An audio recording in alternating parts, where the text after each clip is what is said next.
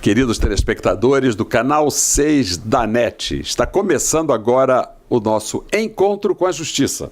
O nosso convidado de hoje é o nosso querido Juca Ribeiro. Ele é superintendente de leitura e conhecimento da Secretaria Estadual de Cultura. E vamos conversar sobre a Flip, que acabou de se realizar aí em Paraty, mais um festival do livro, sobre os projetos que são desenvolvidos pela Secretaria de Cultura, voltadas para política de leitura, de literatura no estado do Rio de Janeiro, e sobre também uma lei nova que institui a Política Nacional de Leitura e Escrita. Boa noite, querido Juca. Boa Seja noite, muito bem-vindo aqui ao nosso programa Encontro com a Justiça, que é apresentado pelo desembargador João Batista Damasceno, desembargador Antônio Carlos Esteves. E eu queria começar o nosso encontro com a Justiça lhe fazendo uma pergunta. Como é que você vê o judiciário no Brasil? Para você, o que é a justiça? Qual é a importância da justiça para uma sociedade democrática? Olha, acho que a pergunta é bastante complexa, doutor Ciro, mas eu acho que a justiça é a maior utopia da aventura humana. Eu chamo de utopia porque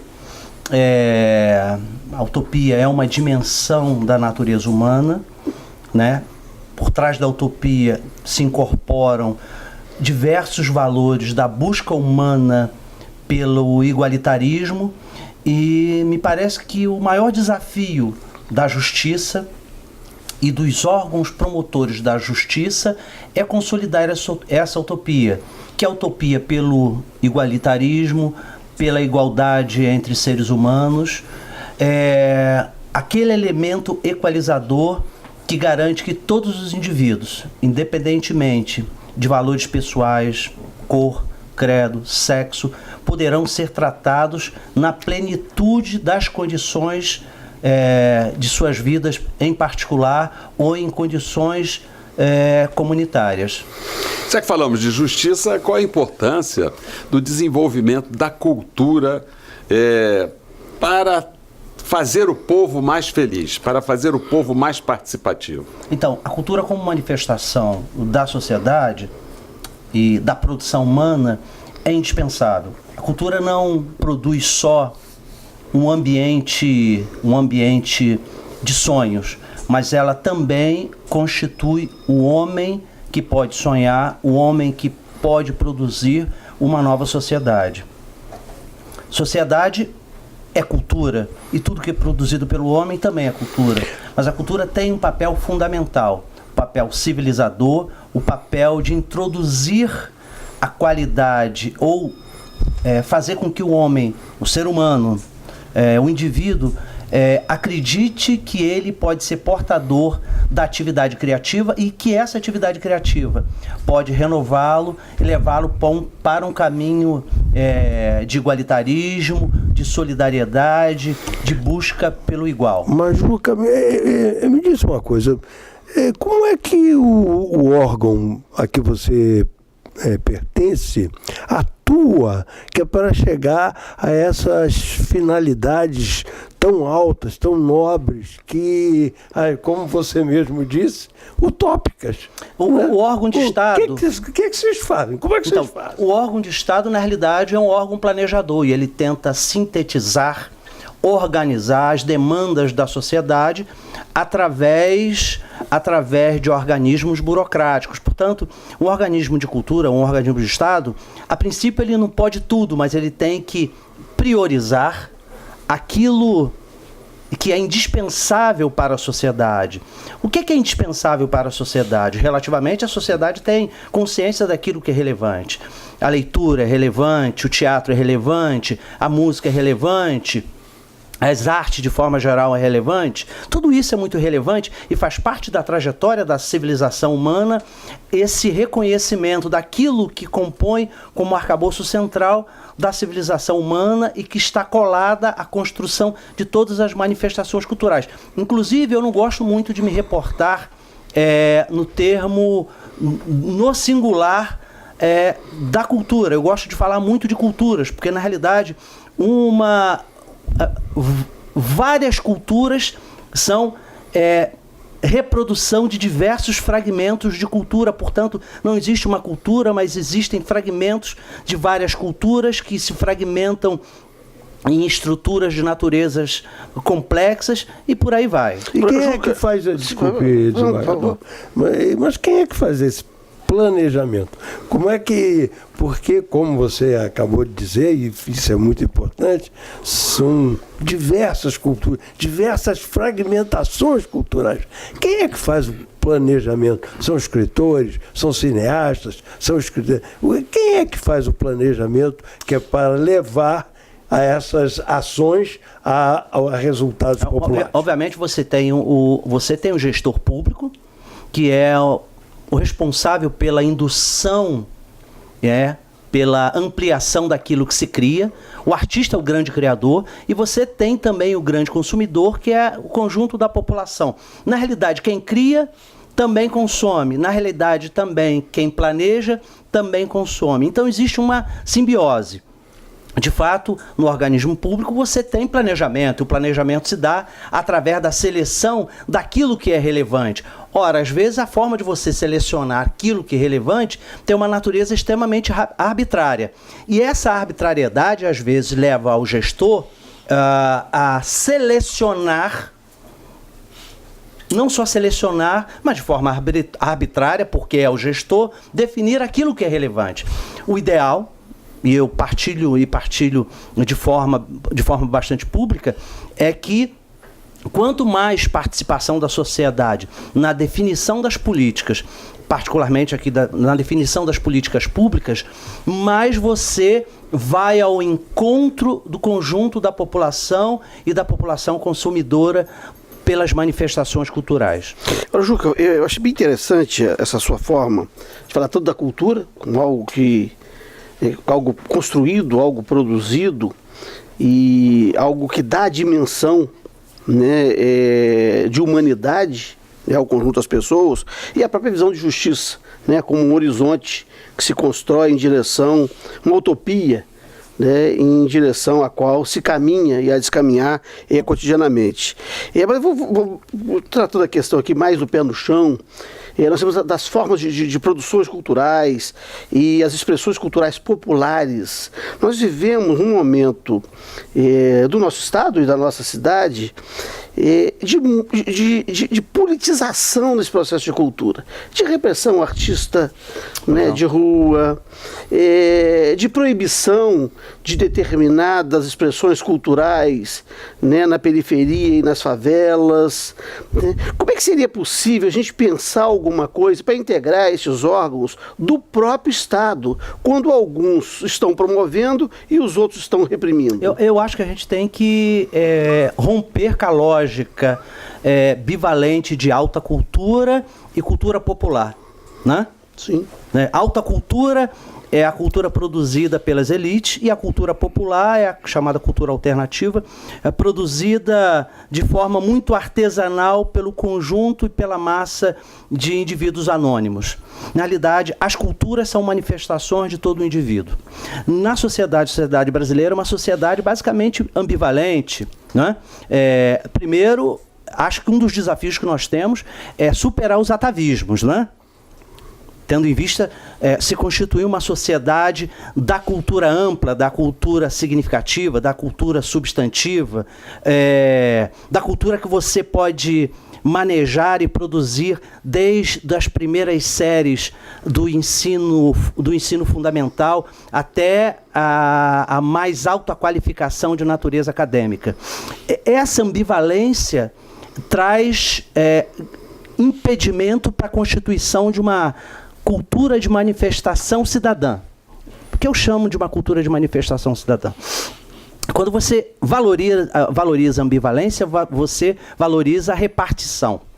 Por exemplo, a civilização brasileira ela foi constituída na forma da ambivalência. Em outras palavras, os fundadores da nação, do pensamento brasileiro, como Raimundo Faoro, como Sérgio Buarque de Holanda,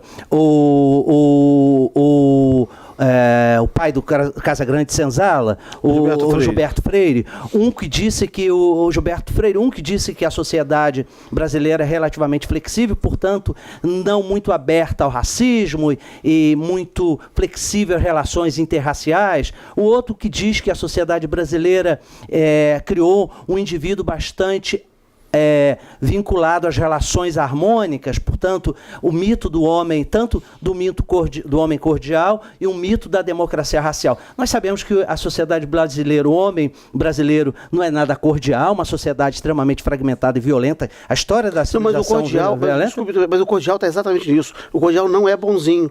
O cordial é que age muito em razão do coração. E daí a violência doméstica, ela não é racionalizada, ela é, sem dúvida nenhuma, ela é cordial. E o cordial também pode ser mau. O cordial também pode ser violento. Claro, não só isso, como o Gilberto Freire, no Casagrande Senzala, que é um dicionário determinante para compreender como se deu as relações privadas. Ele, em diversos trechos, diz, nós temos uma relação relativamente harmônica, quase maometana, na forma de tratar os escravos. Mas essa ambivalência de construir a sociedade brasileira também é a mesma ambivalência de pensar e construir a cultura. E pensar a cultura e interpretar a cultura. Nós e eles. Ô Juca, você, como superintendente de leitura e conhecimento, você acaba de chegar aí da Flip de Paraty. Eu queria fazer 2 perguntas. Primeiro, como é que foi a Flip desse ano e que consequências ela pode trazer para esse estímulo à leitura? E segundo, a Festival de Livros para a Cultura do Rio de Janeiro se resume a Paraty ou vocês também têm eventos de literatura em outro espaço do estado? Doutor Ciro, esse é um grande desafio que nós temos no Rio de Janeiro. Aconteceu recentemente na Biblioteca Parque, a Ler, que foi a Feira do Leitor Carioca. E nessa feira nós conseguimos reunir alguns diretores de feiras literárias, de festas literárias. Conseguimos reunir a FLIR, de Resende, nós conseguimos reunir a FLUP, que é a Feira das Periferias, a FLIDAN, que é a Feira da Cultura Negra, e conseguimos também reunir, não compôs a mesa, a Bienal do Livro. A Bienal do Livro não estava na mesa, mas foi uma discussão sobre a questão do financiamento das feiras literárias. Em um dado momento, alguém perguntou, mas quantas pessoas circulam aí em feiras e festas literárias? A pessoa representante da nossa querida Bienal do Livro falou o seguinte: do ano passado, 2017, foram 750 mil pessoas. Ora, vamos imaginar as 5 principais feiras literárias do Rio de Janeiro. Eu acredito que ultrapasse mais de 1,5 milhão de pessoas. Significa que o Estado tem que reconhecer que a manifestação das feiras e festas literárias é uma realidade progressiva e que tem que ser olhada de forma muito cuidadosa e zelosa. Não só a feira que é franqueada, como é a Flip, relativamente franqueada, que em alguns ambientes você tem que pagar para entrar. A Bienal, absolutamente, você tem que pagar para entrar, mas tem bilhetes gratuitos, ou como feiras como a FLI ou FLIDAN, que são absolutamente gratuitas. Acho que é uma realidade que tem que ser considerada no cenário de um Estado leitor e que tem que ser repensado com apoio, com incentivo e com disseminação. Reclamação uníssona.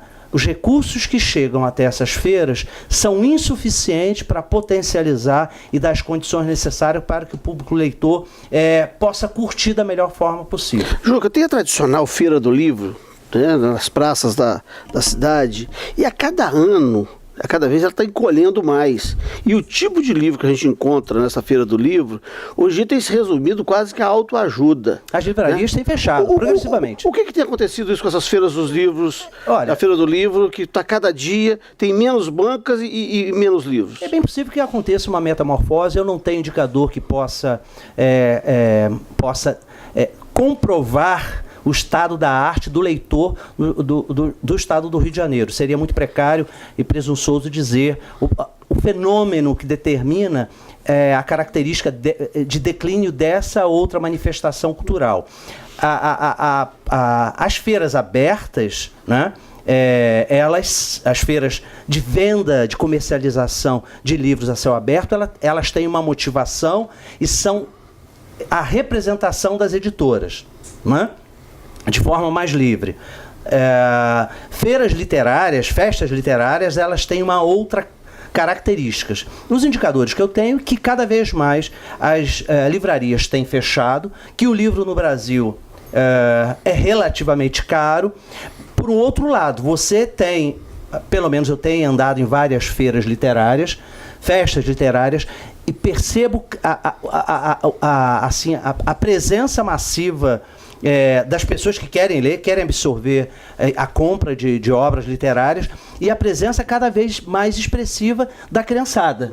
Juca, nessa sua linha de raciocínio, dessa redução de prestígio cultural, como foi a Flip desse ano? O que aconteceu? A Flip, ela é fundamentalmente organizada pela Casa Azul, uma organização não governamental. Foi a 17ª Flip. Ela acontece numa região a 4 quilômetros da capital, portanto, relativamente inacessível para muitas camadas sociais. Você permanecer 2 ou 3 dias lá, você desembolsa um valor relativamente expressivo, de acordo com a classe social e, enfim, suas condições financeiras. Ela é uma feira que é uma mistura de tendências literárias. A prefeitura tem uma lei própria de acolhimento, uma coisa absolutamente, eu fiquei sabendo esse ano, que existe uma lei própria para o acolhimento da Flip durante o período que ela é realizada. Existe um código de postura específico para a feira literária, portanto, o município... Porque a cidade é tombada, né? A cidade se mobiliza, gera emprego, gera recurso, particularmente a superintendência que eu coordeno, eu consegui levar através de parcerias cerca de 80 poetas, escritores e autores, todos, a maioria da Baixada Fluminense e de comunidades carentes do Rio de Janeiro, e a reprodução, a reverberação e o carinho como eles trataram no Flip, o reconhecimento pelo qual a gente teve a possibilidade de levá-los lá, é incomensurável. Então, essa foi uma postura nossa, né? Acessar a Flip a um grupo de jovens escritores, jovens autores. Mas o resultado foi positivo? A Flip sempre é um resultado positivo, porque ela traz o que existe de melhor no momento na vanguarda literária. Você traz mulheres negras emergentes que trabalham com uma literatura enganjada, você traz poetas líricos que trabalham dimensões subjetivas muito importantes para a psique humana, você mobiliza livrarias importantes, você mobiliza editoras independentes. Então, é sempre, como o nome está dizendo, uma festa, diferentemente de uma feira literária. Tem comercialização, mas a festa literária ela tem essa capacidade de transitar várias expressões, não é? Uma das presenças muito relevantes nessa feira, nessa 17ª Flip, foi a Conceição Evaristo, uma mulher mineira, que tem uma produção literária extremamente rica e hoje é candidata a uma cadeira na ABL. E que estava lá presente, ovacionada, pelo menos, ela está disputando com a ABL uma cadeira, mas pela população ela está eleita. O cabo-verdiano foi? O cabo-verdiano, você está falando qual autor? O autor que ganhou o prêmio desse ano. Não foi. Não. Não foi. Juca, deixa eu te fazer outra questão aqui. Você está aqui com o livro do professor José Célio de Souza, A Elite do Atraso, né, da escravidão à Lava Jato. E essa é uma obra interessante que ela nos traz, né, discute, né, essa problematização da história do Brasil, quando pessoas foram coisificadas, né, foram desumanizadas. E nós temos aí hoje, né, o sistema prisional que continua coisificando, né, pessoas, né, transformando pessoas, amontoando pessoas. O Brasil já é o terceiro país com a maior população carcerária do mundo, tanto em números absolutos quanto proporcionalmente à sua população. E existe um projeto, né, capitaneado, né, dentre outros pelo esmagador Ciro Darlan, que é a remissão da pena pela leitura. Né? Então, para cada livro que o preso lê, ele reduz uns dias da sua pena. Isso tem sido muito interessante, né? Que pessoas num país que pouco se lê, né, e uma população daquela, né, com uma carcerária com pouco acesso, inclusive, a livro, tem uma oportunidade, né, de começar a ressignificar a sua vida a partir da leitura. A Superintendência de Leituras e Conhecimentos, a Secretaria de Educação, da qual você titulariza, está neste projeto, pode vir a estar nesse projeto. O que você acha disso? Não, primeiro, eu acho que tanto a lei como a iniciativa são indispensáveis. O nosso maior desafio é o desafio de constituir uma sociedade leitora. Uma comunidade leitora encarcerada também é possível, e é possível ressocializá-los através da leitura, e acredito que a remissão é um instrumento de reorganização da sociedade, da própria estrutura prisional, e uma oportunidade para que os indivíduos sejam ressocializados. Não só através da leitura, mas através da própria cultura e todas as manifestações.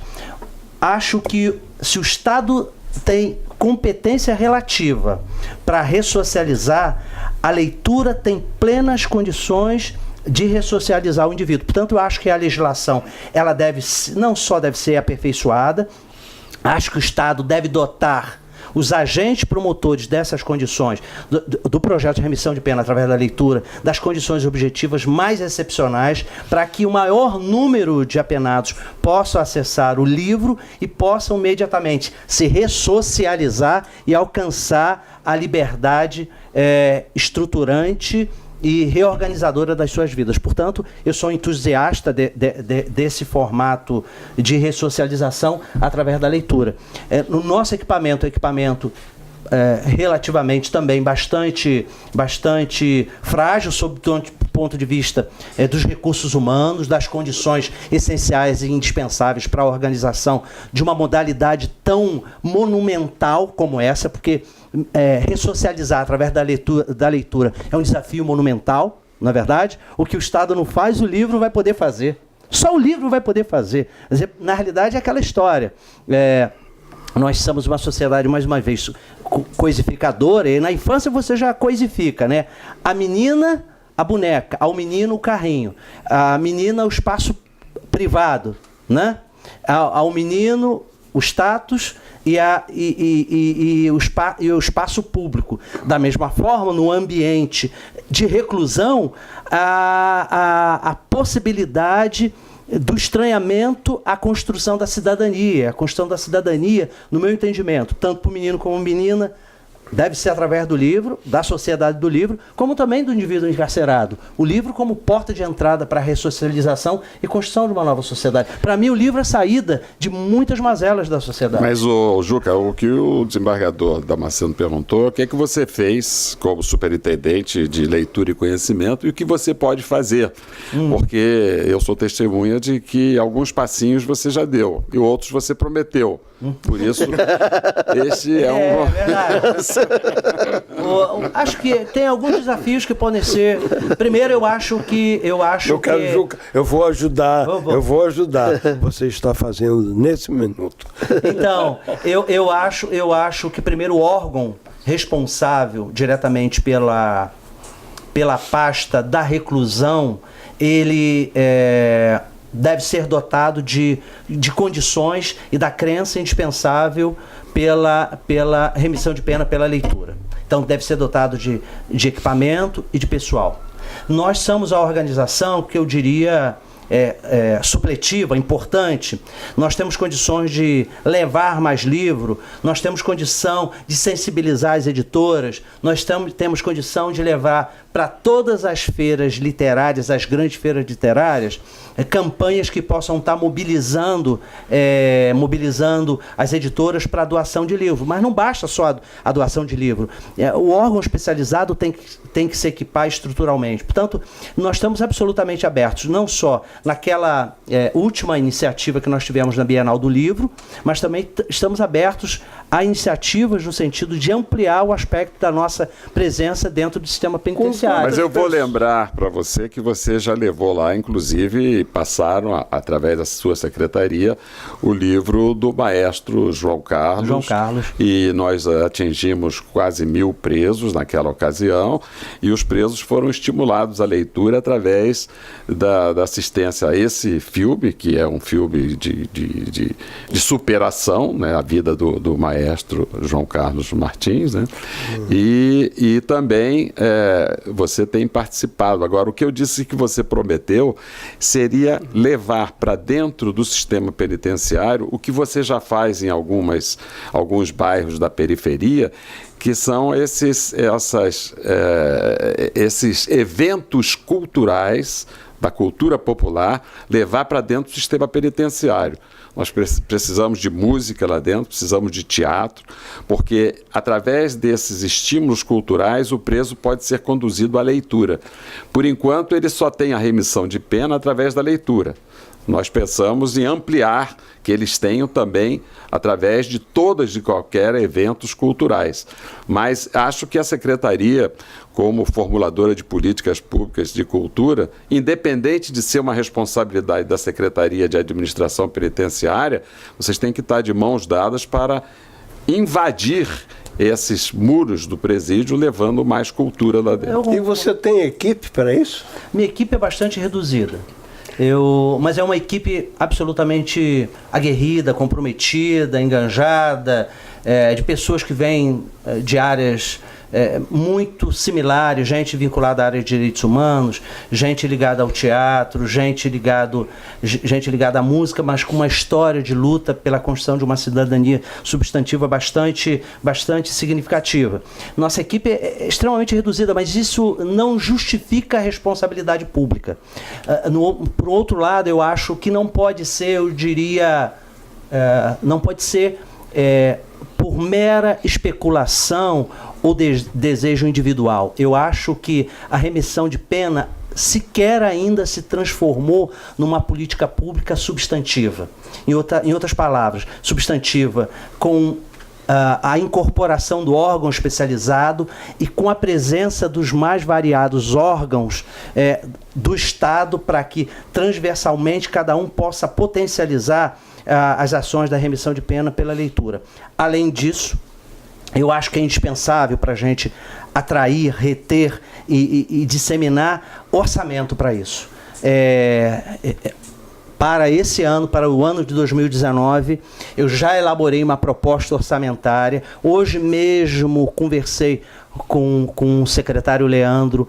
Espero que as pessoas estejam sensíveis, mas é um valor que eu garanto que em 2019 você vai constituir uma sociedade leitora e que muitos segmentos serão contemplados. Todos os setores serão contemplados. É um orçamento bastante significativo. Agora, esse orçamento só está sendo desenhado porque a gente está em vias de fazer a primeira Conferência Estadual do Livro, Leitura e Literatura. Portanto, antes você não tinha uma política linear uma política de livro, leitura e literatura. Você vai ter uma conferência estadual, a primeira do estado do Rio de Janeiro, talvez a primeira da região sudeste, primeira que São Paulo, primeiro que Minas, nada contra os mineiros, nada contra os paulistas. Nada contra o mineiro. Uai. Então, deverá acontecer até o final do ano. Essa conferência, então, ratifica metas, diretrizes e objetivos. Agora, já existe uma lei do Plano Estadual do Livro, Leitura e Literatura, tramitando na Assembleia Legislativa. Sim, mas recentemente foi sancionada uma lei que institui a Política Nacional de Leitura e Escrita. Qual a importância dessa lei? Essa lei faz com que os estados se alinhem a uma política estadual de livro, leitura e literatura. Enquanto o Estado Nacional ele mobiliza recursos, orçamento para que seja implementada uma política de fomento no plano nacional, os estados, por cascata, deverão ter as suas leis estaduais. E o Rio de Janeiro imediatamente já entrou, quase um mês depois, entrou com uma proposta. Agora, essa proposta surgiu a partir de um GT que foi instituído há quase um ano e meio. Essa lei no Estado que vai justificar o orçamento que a gente está desenhando. E essa lei está na Assembleia? Essa lei está tramitando na Assembleia, sob titularidade do deputado André Siciliano e o ex-secretário de Cultura, André Lazzaroni. Precisamos conversar com esses Andrés. Eu acho indispensável essa lei ser aprovada, ela tem que ser aperfeiçoada, mas tem que ser aprovada esse ano. Por que ela tem que ser aprovada esse ano, literalmente? Porque o leitor e a sociedade leitora tem pressa. Betinho disse que quem tem fome tem pressa, quem lê tem pressa, quem lê tem pressa. Ô Juca, você sabe que tem muitas iniciativas aí girando pelo Estado, e uma delas, muito simpática, é um quiosque de livros na Praia do Leme. O desembargador Antônio Carlos Esteves é um dos pais dessa ideia, de distribuição gratuita do livro. Aproveitando uma ideia tão brilhante como essa, você não poderia multiplicar na cidade, sobretudo nos ambientes mais carentes, bibliotecas, pequenas bibliotecas, quiosques que distribuam o livro gratuitamente para estimular a leitura? Eu seria excepcional, eu toparia imediatamente. Eu acho que cada praia com um quiosque, que você vai lá, pega um e deixa outro livro. Uma prática muito comum. Ou cada estação de metrô também uma estante de livros. Você pega um e deixa outro. Acho que nos aeroportos do Rio de Janeiro, qualquer ambiente que você possa ter uma unidade de leitura, você está contribuindo para constituir a sociedade, a comunidade do livro, para uma futura sociedade do livro. Comunidade do livro é aquela pequena... Eu sou a comunidade do livro, aqui é tudo comunidade do livro, mas a sociedade do livro é aquela sociedade que transita do atavismo para uma sociedade onde a civilização vai ser construída a partir do livro. Juca, esta prática de como estante e que você coloca um livro e retira outro, ela foi implementada aqui no tribunal, né, por uma bibliotecária. Então nós temos aqui no anexo 2... Na Escola da Magistratura, na porta... Anexo 3 do tribunal, né, que é o prédio que é o Vascão, que é onde ficam os vices, né? Ficavam os vices. É o Vascão, onde ficavam os vices do tribunal. O prédio que todos os vices do Tribunal de Justiça, eles são sediados ali. Aí o pessoal apelidou de Vascão. A população chamou de Vascão. Mas é a lâmina 3. Né? Mas no térreo da lâmina 3 tem lá uma prateleira, né? Então, a gente nunca sabe o que o livro vai encontrar lá. Né? Mas chega que tem um livro que você queira, você tira e coloca outro. Isso foi uma iniciativa de uma bibliotecária, quando a biblioteca ainda estava vinculada ao tribunal. Hoje ela é vinculada à Escola da Magistratura, mas a estante continua lá, que é uma iniciativa dessa. Né? O público passa no hall de elevadores. Uma caixa. Não, é uma estante no hall de elevadores. Né, e que possibilita essa troca. Desembargador, no projeto do Raquel, o nome da bibliotecária, a gente tem que dar o crédito. É importante. Né, que foi quem fez isso lá. É isso que eu quero fazer agora com o embaixador Moscardo, porque ele... Ele levou o livro para a praia para dar. Quem quisesse, levasse. A ideia surgiu daí. E sabe o que aconteceu? A autoridade encarregada multou o quiosque que estava dando o livro. Porque ele estava dando o livro. Isto é uma desgraça. Mas isso a Márcia resolveu. Nós falamos com a Márcia, ela resolveu.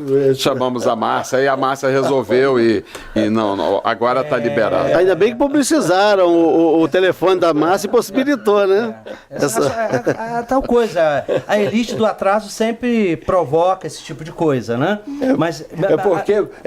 Desculpe, Juca, porque a dificuldade é um pouco maior do que essa ambivalência a que você se refere. Porque, por exemplo, o interno né, o apenado, ele é uma pessoa que, para a sociedade em geral, ele tem que morrer lá.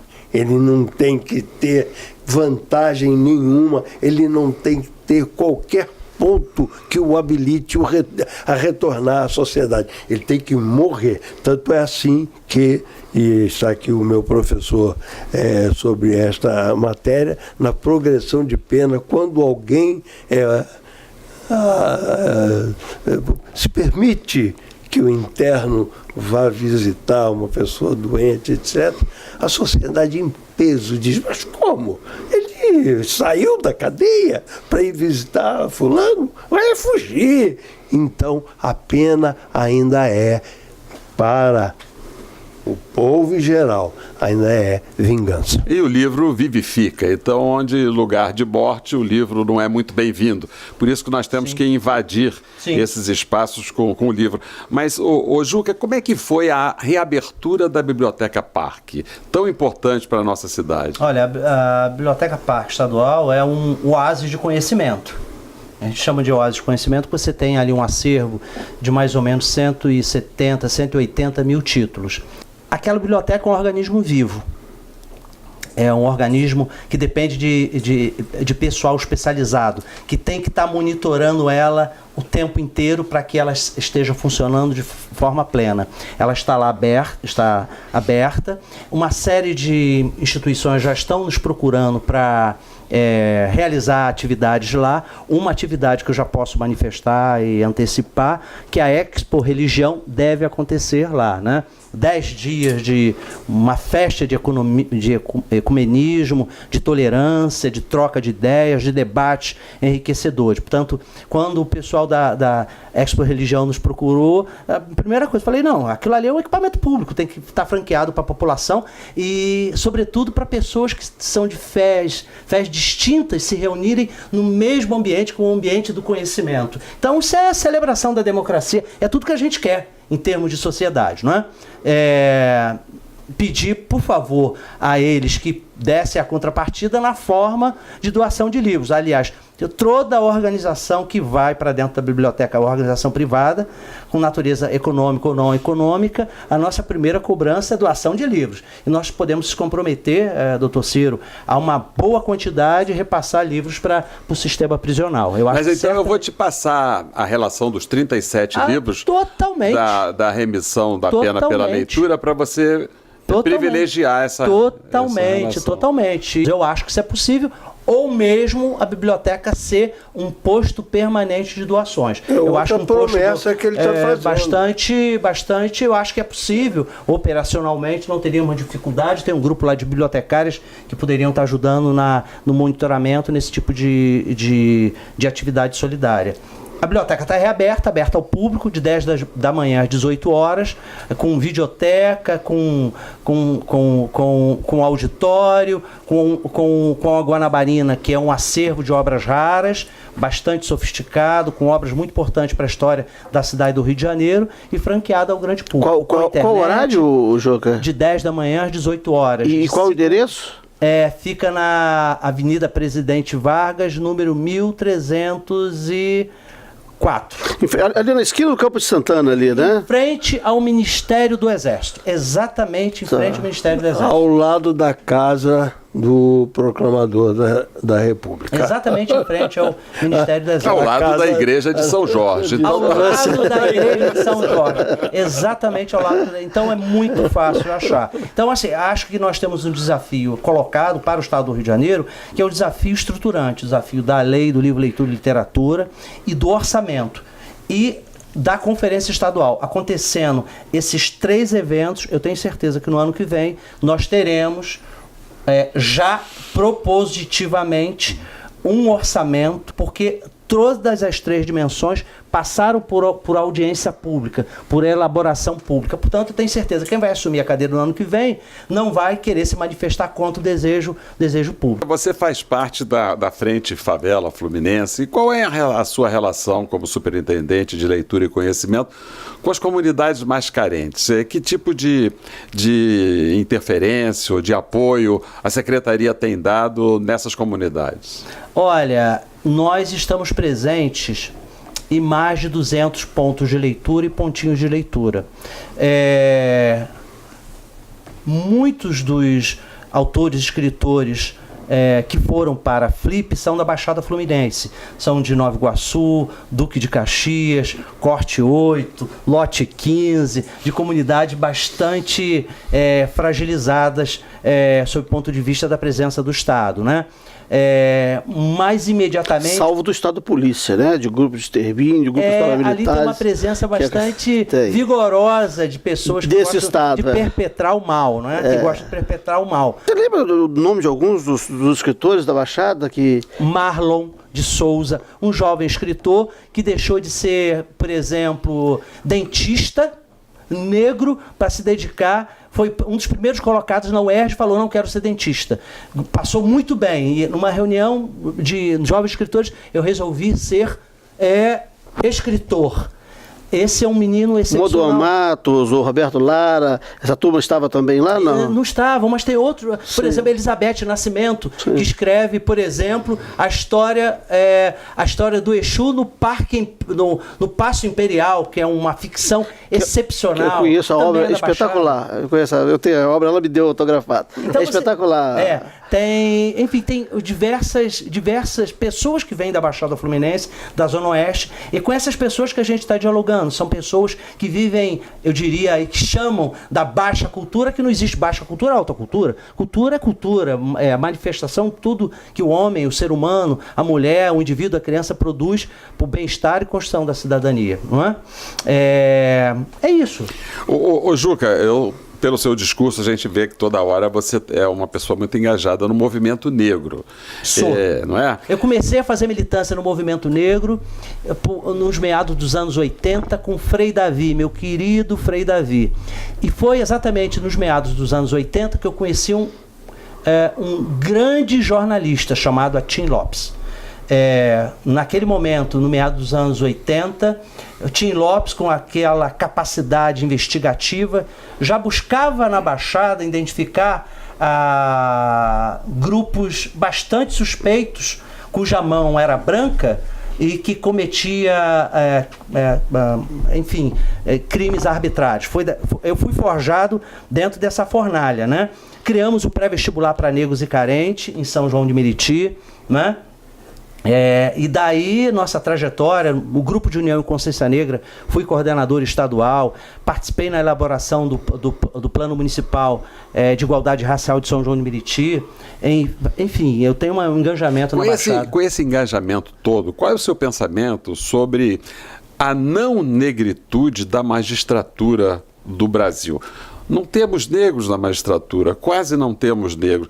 Qual é o seu pensamento? Há algum planejamento para fazer de mais magistrados negros uma representatividade melhor no judiciário e com mais sensibilidade para a questão do movimento negro, do povo negro, da cultura negra, que afinal é a maioria da nossa população? Eu acho que a Lilian Schwartz, né, a professora Lilian Schwartz, tem um livro chamado Espetáculos das Raças.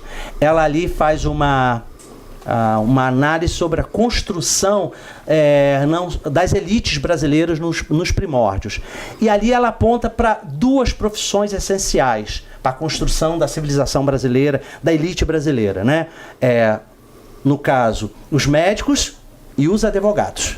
Tanto, na realidade, a profissão de advogado faz parte, inclusive, da civilização e da construção desse imaginário coletivo de que ser advogado é ser, acima de tudo, vir de uma casta privilegiada.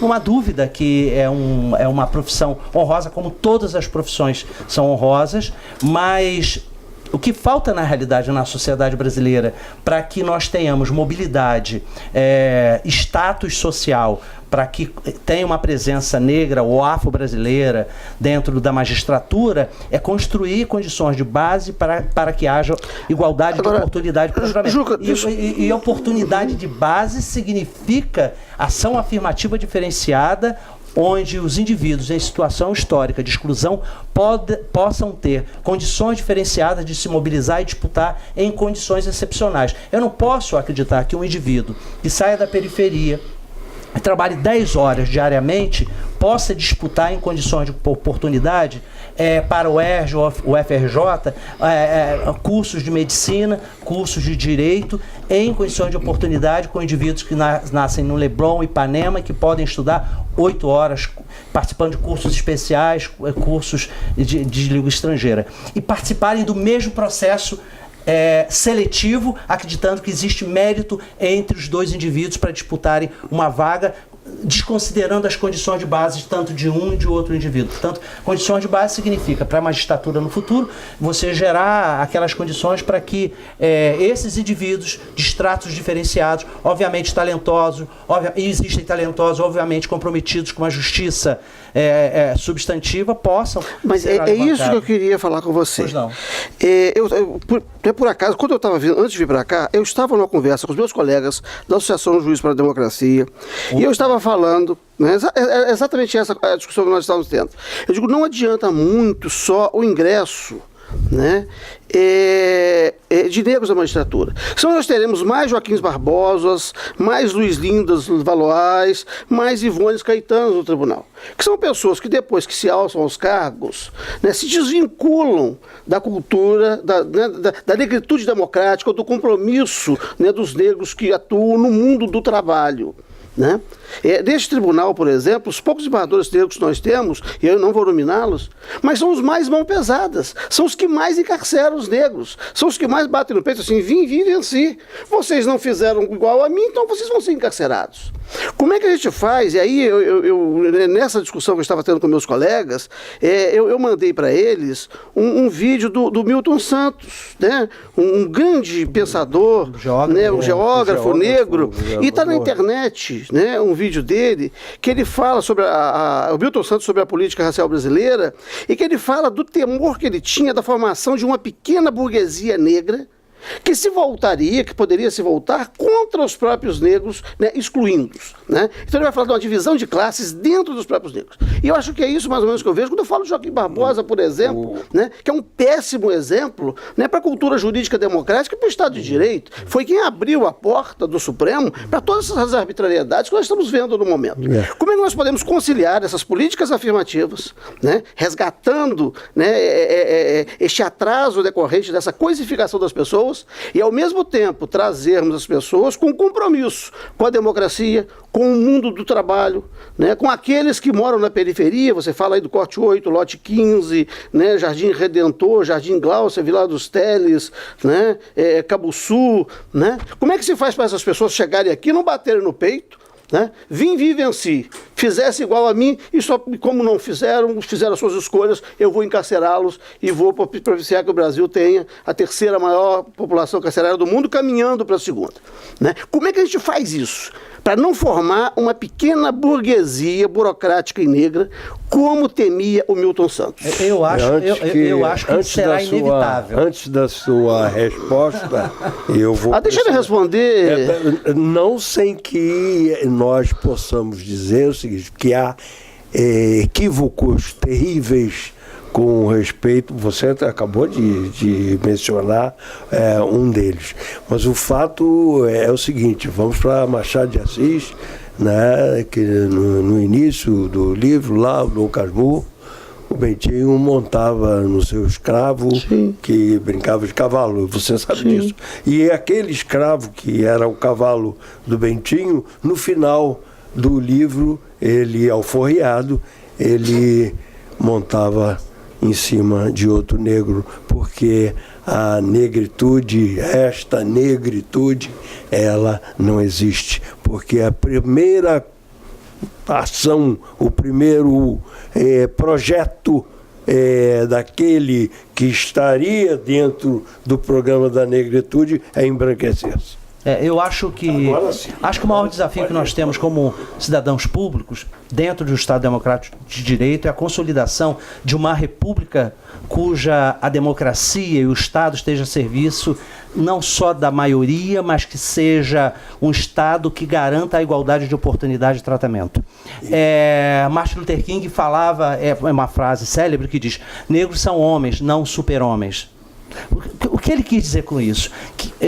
Que no meio da luta e do combate antirracista, também haverão aqueles negros e negras que de alguma forma vão capitular por um projeto individual ou de natureza conservadora.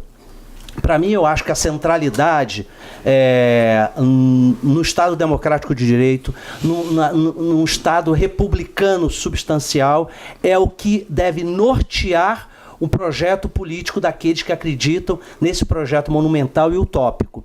Sem esse referencial, a negritude também tende a se diluir, a derreter, porque, de fato, nem todos os negros estarão interessados no projeto de natureza coletiva. Haverão aqueles negros que vão acreditar na via conservadora, como haverão aqueles negros que, a partir da negritude, quererão apenas ter uma linha de...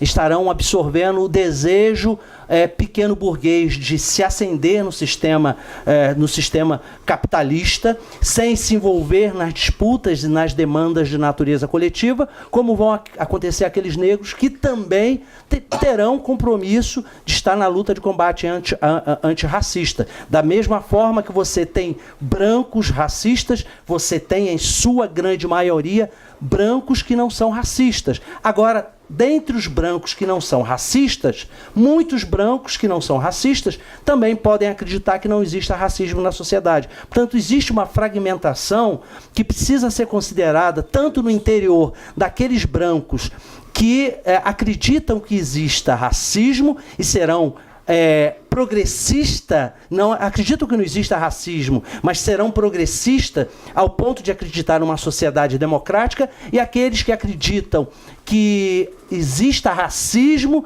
no entanto, acreditam numa postura mais democrática, ou talvez desassociada da noção de uma política de ação afirmativa. São esses desafios para uma sociedade democrática, e eu acho que a sociedade do futuro está se formando. E ainda bem que a sociedade do futuro se forma a partir do protagonismo do livro, que é isso que nós estamos discutindo aqui, o livro como centralidade. Maravilha isso.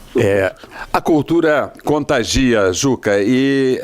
a reboque daquela biblioteca na praia, já existe também um projeto chamado Filosofia na Areia.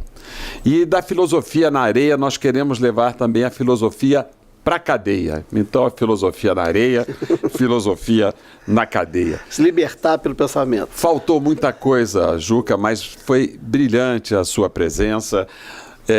Telespectadores do nosso programa Encontro com a Justiça, hoje o nosso encontro foi também com a cultura.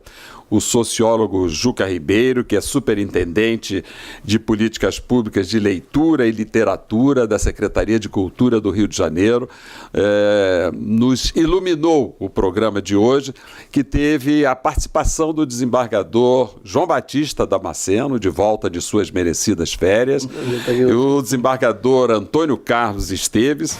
O programa teve a direção de Celso Goulart, as imagens de Rafael Neves, a produção de Paulo Marinho e Tatiana Alcântara. Até o próximo Encontro com a Justiça.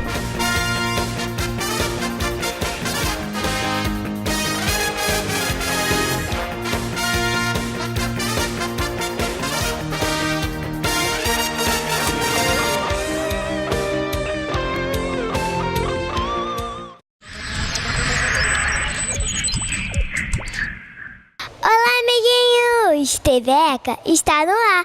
No programa de hoje vamos falar de esportes.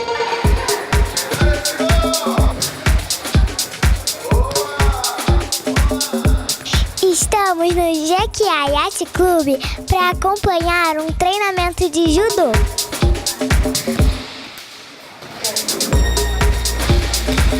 Vamos conversar com o professor Vinícius Monteiro. Tio Vinícius, tudo bem? Tudo ótimo, Monique. Bem-vindo ao Judô do Jequiá Yacht Club. Qual é a importância do judô para as crianças e para os adolescentes? Além de ser uma excelente atividade física, sua base filosófica nos facilita a trabalhar características como a disciplina e a concentração da criança e do adolescente. Qual é a idade ideal para começar a praticar? Aqui nós indicamos a iniciação das crianças de 5 anos, que é quando a gente começa a introdução da filosofia do judô. Eles participam de competições?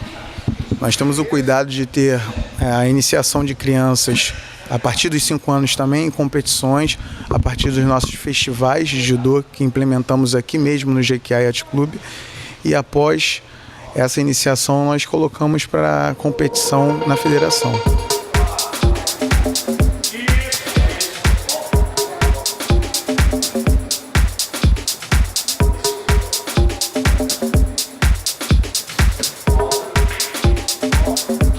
E quem quiser se inscrever, o que deve fazer?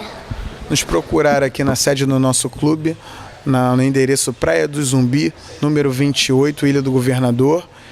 E nos procurar a partir das 18 horas, segunda, quartas e sextas. 3, 2, 1, de frente pro colega, cumprimenta.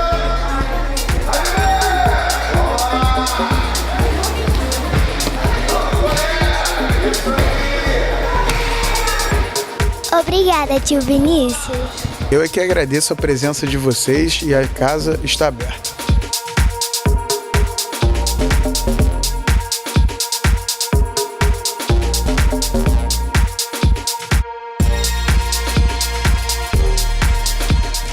Estou aqui com a Mili, ela tem 11 anos e já é tricampeã brasileira e estadual de jiu-jitsu. Oi, Camille, tudo bem? Oi, Monique, tudo? Fala para os nossos amiguinhos da TV ECA a importância da luta para você. Bom, para mim é importante que me ajuda na minha preparação física, na minha coordenação e eu também conheço amigos novos. Com que idade você começou? No jiu-jitsu eu comecei com 5 e no judô eu comecei agora. Quantas competições você já participou? Eu já participei de 76 campeonatos.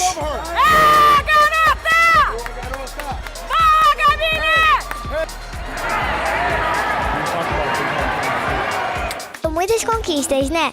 Você quer destacar alguma? Bom, pra mim tem várias, mas a mais importante mesmo foi do Pan Kids, que foi realizada nos Estados Unidos. Você quer deixar um recado para as crianças praticarem esportes? Gente, pratiquem esporte, porque além de ser muito divertido, trabalha no nosso desenvolvimento.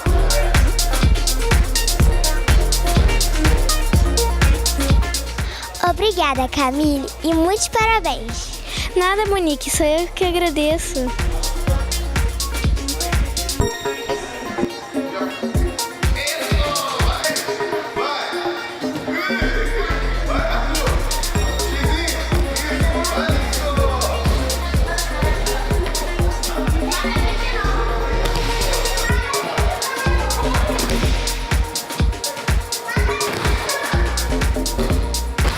O programa de hoje chegou ao fim.